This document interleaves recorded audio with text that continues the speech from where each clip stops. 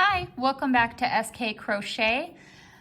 In this video, I'm going to be showing you how to do a basic crochet chain and also how to do a slip knot to start your project.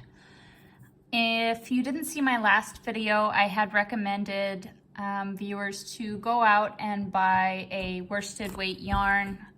Today I have Caron Simply Soft, which is one of my favorite worsted weight yarns to use. It's a good price. Just wanted to show you what the full skein looked like because in my last video I just had a portion of one. And I also suggested that you go out and get a 5mm hook, an H.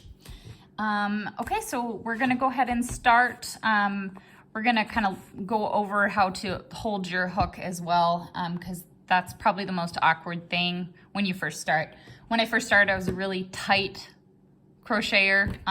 You know, I'd have to pick up the loop and pull it over. So I'll try to show you how to be really consistent.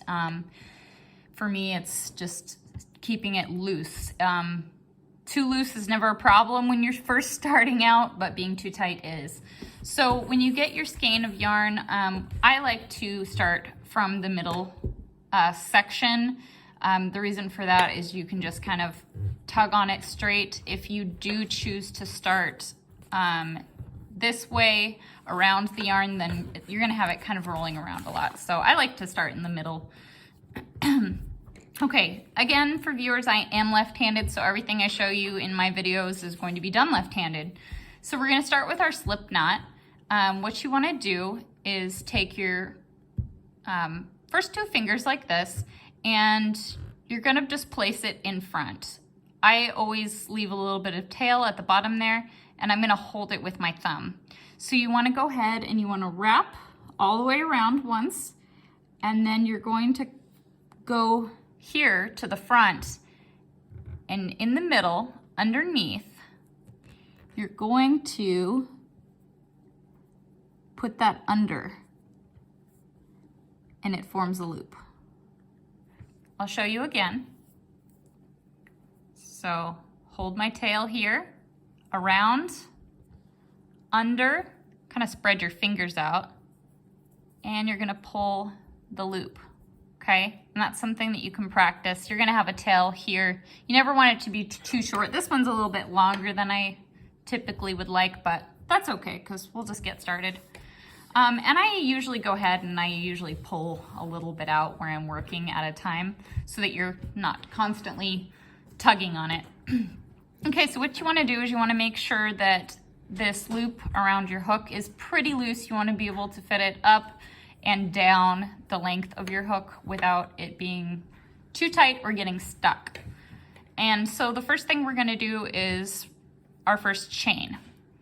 And how we're gonna do that is we're gonna loop around from back to front, and then we're gonna pull down like this so the loop catches on the hook, and you're gonna go down into the loop and pull up. Okay,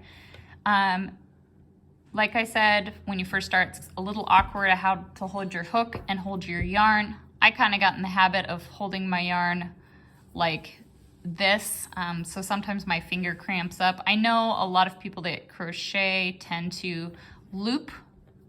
That's another good method, so you can pull when you want more and put your finger up when you want to stop.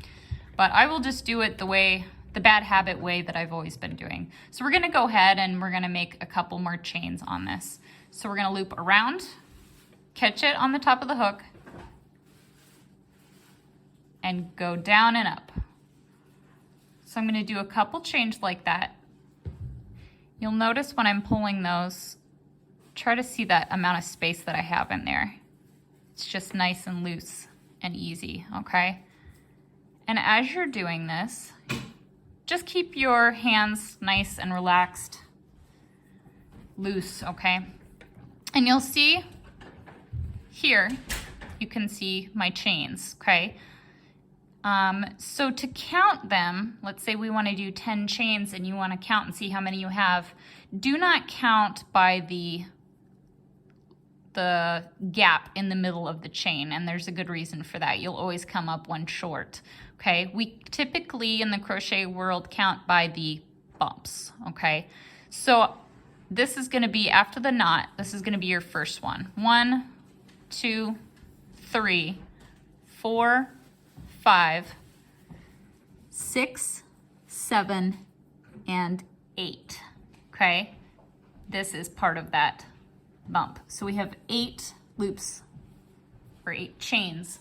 I'm gonna go ahead and make 2 more, or make a few more, just to show you kind of the consistency of the stitch that you want, okay?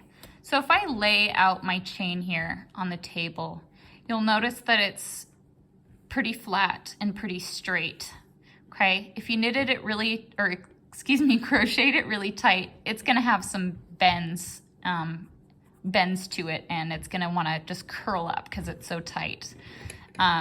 If it's too loose, you'll just see that your gaps are a lot bigger. I'll give you an example of it being just too loose, but I mean, for right now, you're still learning, so it's not a big deal if it's too loose. So I did those ones pretty loose, okay? So you'll see that there's just a little bit more space in between. And that's okay too, because we're just learning. But that's the first step that you really want to practice, is making your first chain. This is something you might practice for quite a while to try to figure out how to get it just perfect. The next thing that you're going to do is start your second row. And I will show you that in your next video. Have a great day.